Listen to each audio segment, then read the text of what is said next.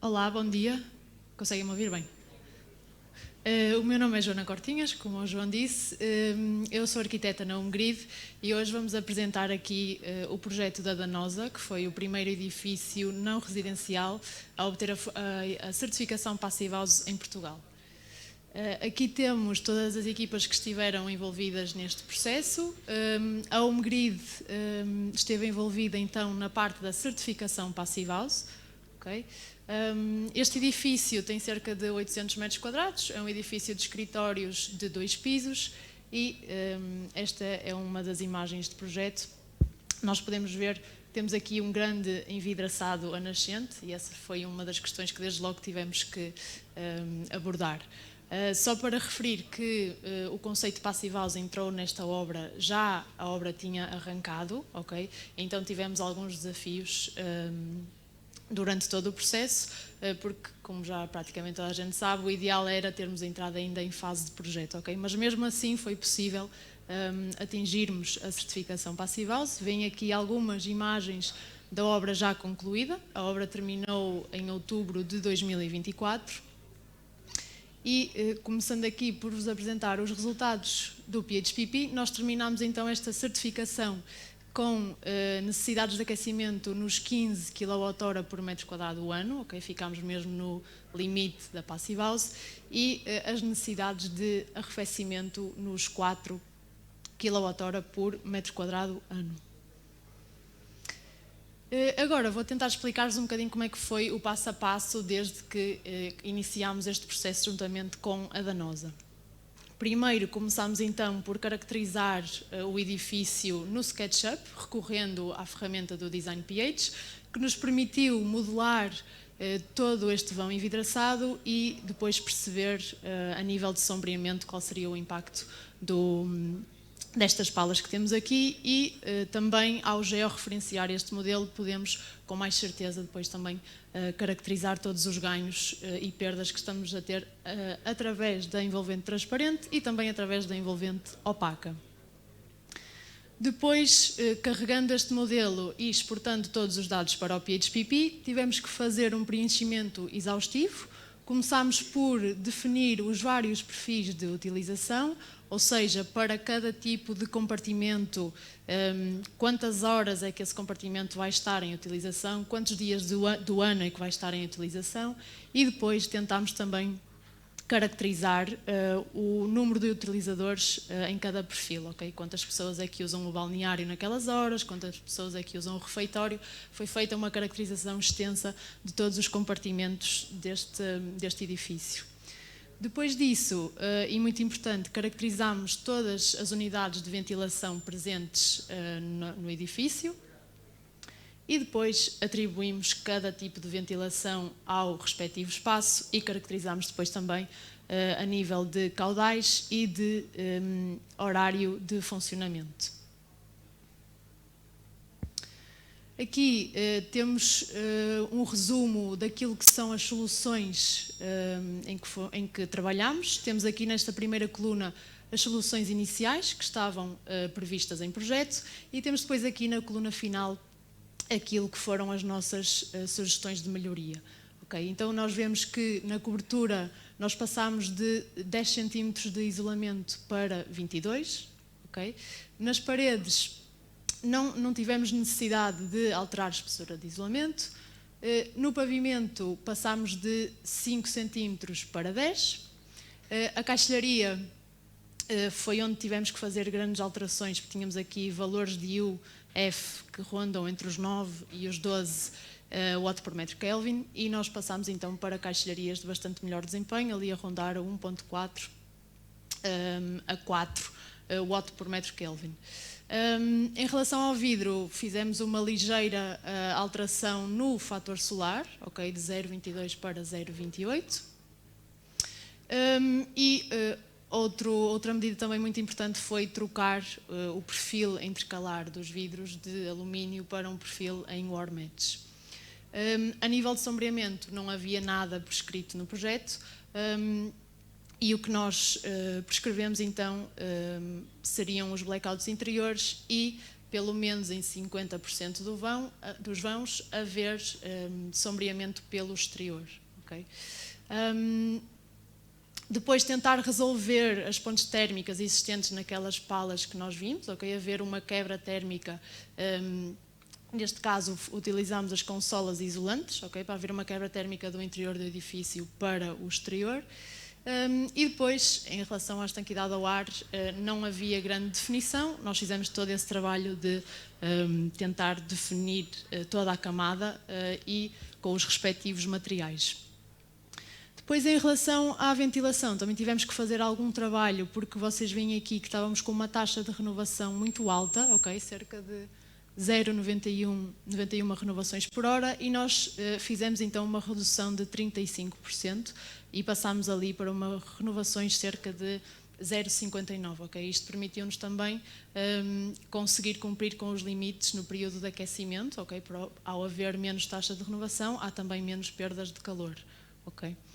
E depois, a nível da climatização, o que nós fizemos foi então uma redução também na potência instalada.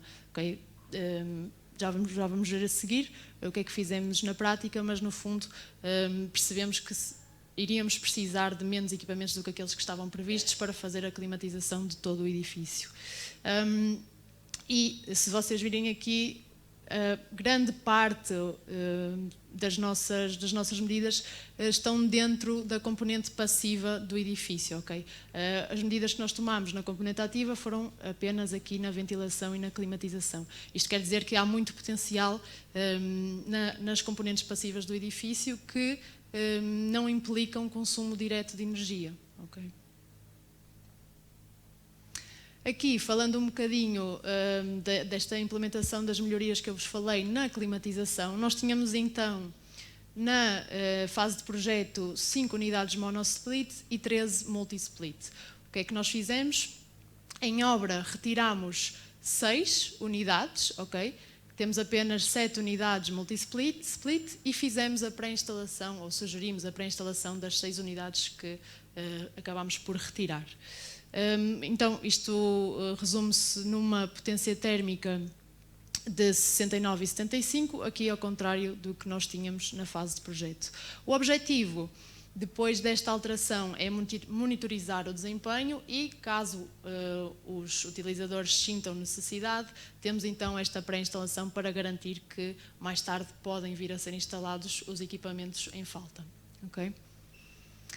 Depois, a nível de sombreamento, no projeto estava definido sombreamento pelo interior.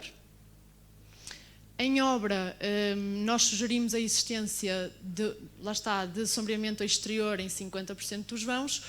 O que fizemos, então, foi chegar a um compromisso com o cliente e fazer a pré-instalação elétrica de umas telas exteriores que podem vir a ser colocadas posteriormente, mediante, lá está mais uma vez, a monitorização do desempenho e a necessidade que os utilizadores sentirem de colocar ou não estes elementos de sombreamento pelo exterior. Depois passamos então aqui para o nosso quarto passo, que é o acompanhamento da obra, o que foi o acompanhamento da obra. E aqui nós tivemos 2 focos principais, que foi eliminar pontes térmicas, ou tentar minimizar pontes térmicas que existissem, e garantir a estanquidade ao ar de todo o edifício. Como vocês sabem, é um requisito obrigatório que tem que ser cumprido caso queiramos atingir então a certificação Passive House. A nível de eliminação ou mitigação das pontes térmicas, nós analisamos então os detalhes construtivos e garantimos então a regra do lápis, em que conseguiríamos manter o isolamento contínuo sem haver aqui nenhuma interrupção. Tivemos que intervir então aqui na parte do pavimento, okay? Garantir que ele era contínuo no isolamento que sobe aqui depois para as paredes e garantir também aqui na zona da cobertura. Vocês veem aqui uma imagem depois do relatório da termografia, em que nós vemos então que não há grandes variações de transferência térmica na envolvente opaca deste edifício.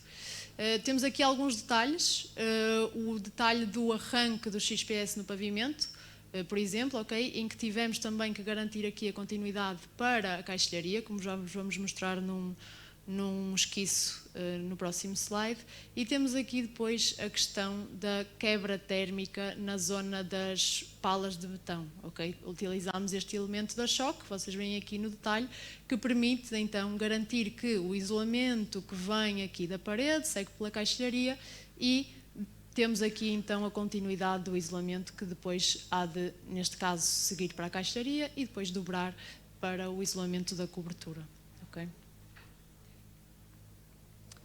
Depois, como eu vos falei, tivemos então que fazer ou atualizar os detalhes da instalação de janelas, okay, para garantir que a janela assenta na camada de isolamento e não haver então esta quebra entre isolamento e instalação da janela. Fizemos então este detalhe que depois acabou por ter que ser revisto em obra, okay, porque quando fomos verificar a instalação das janelas, reparámos que o construtor tinha aplicado aqui uma placa metálica, uma chapa em alumínio, okay, o que iria quebrar todo o trabalho que foi feito antes, uma vez que tínhamos aqui o isolamento. Esta chapa de alumínio viria aqui conduzir todo o calor do interior para o exterior, então nós tivemos que colocar aqui extra de XPS, selar com espuma e tentámos desta maneira rever este esquema em obra para garantir que continuávamos a tentar cumprir com estes requisitos. Estas pontes térmicas foram obviamente depois todas calculadas e inseridas no Balance do PHPP para garantir que estava tudo de acordo com os requisitos. Depois, o próximo passo foi então assegurar a estanquidade ao ar. A selagem de toda a tubagem e condutas que atravessa a envolvente exterior do edifício, okay? Neste caso temos a aplicação de uma membrana líquida para selar todos estes pontos de perfuração. Temos aqui, a nível das paredes, a aplicação desta argamassa que a própria danosa produz, okay? Para garantir a estanquidade da envolvente opaca. Tivemos também que selar as portas corta-fogo que fazem a ligação do edifício de escritórios com a fábrica. Okay? Tivemos que aplicar estes sedantes vedantes aqui na porta corta-fogo para garantir que no blower door test conseguíamos ter uma porta devidamente selada. E depois fizemos então o ensaio de estanquidade ao ar, aqui em junho de 2024. O que vocês veem aqui no medidor, nós temos então a diferença de pressão que está a ser aplicada no edifício. Temos o volume interior do edifício e aqui temos o caudal de fugas que está a ser medido para esta pressão. Okay? E como é que nós calculamos o valor de N50? Vocês podem ver aqui. Então, pegamos no nosso caudal de fugas, dividimos pelo volume interior do edifício e conseguimos perceber se o nosso N50 vai ou não cumprir com os requisitos Passive House. Neste caso, tivemos um resultado desfavorável, vocês veem aqui. O primeiro resultado que obtivemos foi de 1.06, o que é superior ao limite estabelecido pela Passive House, que são as 0,6 renovações por hora. Então não foi um resultado muito feliz e, como devem calcular, ficámos um bocadinho apreensivos, mas o que fizemos a seguir, e por isso é que é importante fazer este blower door durante a execução da obra e não quando a obra está terminada, é para termos a capacidade de colmatar algumas falhas que possamos identificar depois do ensaio. Então o que nós fizemos foi detectar fugas e selar todas as fugas que foram encontradas. Okay? Este foi um trabalho que durou 2 semanas e já no início de agosto voltámos a repetir aqui o nosso blower door test e desta vez com um resultado de 0,56, o que nos permitiu prosseguir com a certificação Passive House e com todo o trabalho. E aqui sim, já estávamos todos bastante mais satisfeitos e com um sentido de dever cumprido. Aqui temos então o relatório feito pelo ITECONS, onde podemos ver o resultado final que obtivemos no teste de estanquidade ao ar. E depois temos aqui então a entrega do certificado e o certificado em si, que comprova então que este é o primeiro edifício não residencial a atingir a certificação Passive House. Neste caso, a Danosa atingiu a certificação Plus. Okay? Da minha parte é isto, obrigada. Eu queria chamar aqui o João Garcia da Danosa, que ele concordou connosco em vir dar um bocadinho o seu feedback do que é que foi estar do outro lado, enquanto colaborador da Danosa, e como é que foi todo este processo aqui da parte da Danosa. João.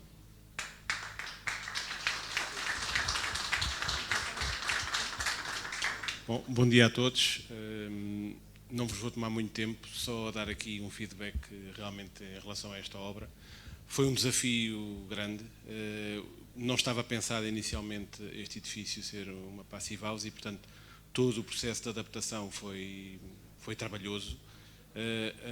Devemos agradecer muito ao Homegrid e aos projetistas também todo o apoio que foi dado. O próprio empreiteiro, a fiscalização não estavam formatados para um edifício desta natureza, portanto foi muito importante este apoio que nos deram. Contrariedades, como viram ali, o ensaio de estanquidade que não correu bem à primeira, tudo o que foi preciso alterar, mas no final foi obtido o certificado, ficámos todos com o rosto mais aliviado, como apareceu ali. Surpreendentemente não ficou, até porque houve aqui a otimização de alguns equipamentos, o custo total, porque há sempre esta ideia que o custo, uma passive house é muito mais cara e, portanto, há sempre esta ideia. Surpreendentemente aqui isso não aconteceu, portanto o custo não ficou muito para além daquilo que estava pensado. E pronto, estamos felizes nos nossos novos escritórios, convido-vos sempre que quiserem a visitar-nos e logo à tarde a minha colega Inês também vai dar um testemunho do ponto de vista da ótica do utilizador, porque trabalha lá todos os dias e dará também aqui algum feedback sobre isso. Ok? Obrigado.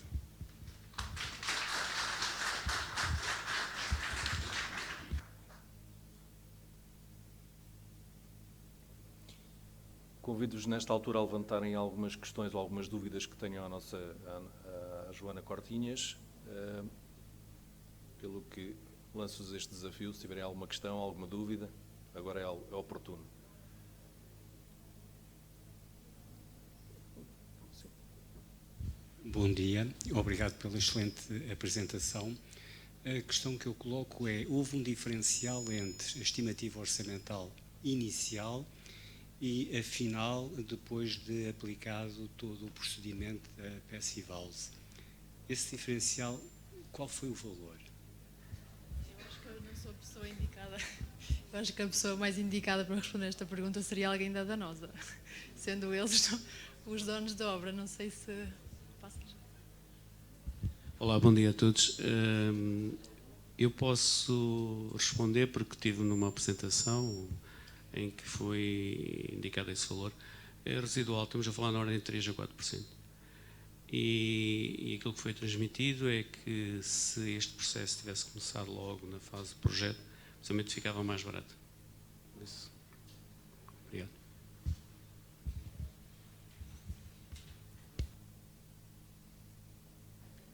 Eu aproveito para fazer uma questão, se calhar mais técnica e menos de economias, que tem a ver ali com a solução das portas corta-fogo que eu vi ali que tiveram que reforçar por causa da questão da estanquidade ao ar. Seria possível ouvir um bocadinho sobre quais as opções ou como é que tornaram o estanque uma porta que não foi pensada nem dimensionada para isso?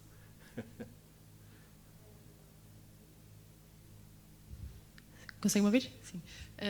Bem, daquilo que eu sei, que não acompanhei diretamente em obra a questão, foram aplicados vedantes em todo o perímetro, tanto na folha móvel como em todo o aro fixo. Okay? Não sei exatamente que vedantes é que foram aplicados, mas sei que foram várias intervenções necessárias. Eu talvez possa acrescentar... A vantagem de estarmos todos a trabalhar, como estamos aqui a trabalhar, e vocês devem ter percebido em equipa, foi um desafio que foi lançado à Sodal e fomos a primeira vez à fábrica e testámos numa porta que queria ser aplicada, que era o próprio modelo, e verificámos que era muito complexo garantir a estanquidade. Portanto, foram feitos vários ensaios com a Sodal, de vedar no seu perímetro, não conseguimos da primeira vez, depois arranjámos outras soluções, mas principalmente o elemento mais frágil é a ausência de pestana na zona inferior, porque há portas que já têm esse elemento acoplado e é impressionante a quantidade de ar que passa numa porta convencional. Portanto, se tiverem em algum projeto um desafio desse género, entrem em contato com os parceiros, porque eles têm conhecimentos, têm produtos, muitas vezes só lancem esses desafios. Sozinhos não temos hipótese de resolver estas questões, porque o próprio fabricante muitas vezes também não fabrica porque ninguém pede. A questão é esta. Se nós, como consumidores, começarmos a pedir portas mais eficientes a este nível, o fabricante não será muito difícil, ele próprio entra em contato com a Sodal e vai disponibilizar este tipo de portas no mercado. Obrigado. Bom, obrigado pelos esclarecimentos. Não sei se querem colocar mais alguma questão. Não havendo mais questões, eu iria então sugerir que avançássemos nas nossas apresentações. Infelizmente,